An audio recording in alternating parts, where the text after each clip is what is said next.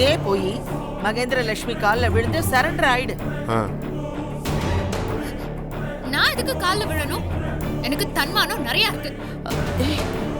ஏமா தன்மானத்தை மட்டும் வச்சுட்டு நாக்கு வலிக்கிறதா? குனிஞ்சு போற இடத்துல குனிஞ்சு போகணும், பணிஞ்சு போற இடத்துல பணிஞ்சு போகணும்.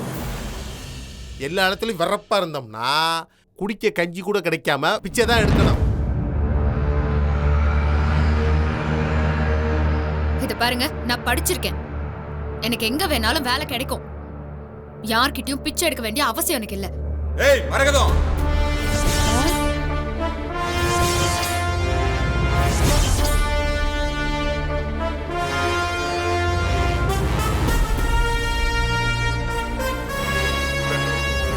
ஏய் மரகதம், உன் பேத்தி பண்ண வேலைக்கு இந்நேரம் அவ ஜெயில இருந்திருக்கணும். மகேந்திரனும் லட்சுமியும் அவளை தூக்கி வளர்த்துட்டாங்கன்ற ஒரே காரணத்துக்காக இவளை ஜெயிலுக்கு அனுப்பாம இதோட விடுறேன். என் பேரன் பேத்தியோட வாழ்க்கையை கெடுக்க நினைச்ச இவளை இந்த வீட்டுல இருக்க நான் அனுமதிக்கவே மாட்டேன்.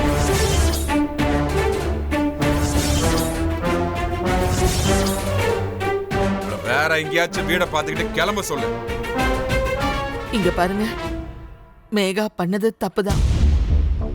அவளுக்காக நான் உங்ககிட்ட மன்னிப்பு கேட்டுக்கிறேன். அவளுக்கும் உங்களை விட்டா வேற யார் இருக்கா? ஏதோ சின்ன பொண்ணு தெரியாம தப்பு பண்ணிட்டா. கொஞ்சம் பெரிய மனசு பண்ணி அவளை மன்னிச்சிருங்க. மேகாவும் உங்க பேத்தி தானே? இவளா என் பேத்தி? இவளை என் பேத்தின்னு இன்னொரு தடவை சொல்லாத.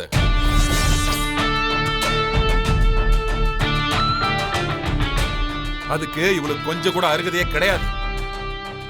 இவ பொண்ணே கிடையாது, பேய். இவளை இங்க வச்சிருந்தா என் குடும்பத்துக்கு தான் ஆபத்து. முதல்ல இவளை இந்த வீட்டை விட்டு வெளியே போக சொல்லு.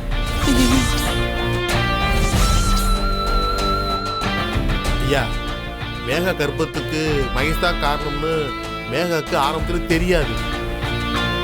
இப்ப கடைசியா தான் தெரியும். அதனாலதான் மேகா வளர்த்து. என்ன அவளுக்கு வக்காலத்து வாங்கறியா? நான் ஒன்னும் இவகிட்ட சமரசம் பேச வரல. மேகா இனிமே இந்த வீட்டுல இருக்க கூடாது, அவ்வளவுதான். மரியாதையா இவளை இங்க இருந்து வெளியே போக சொல்லுங்க.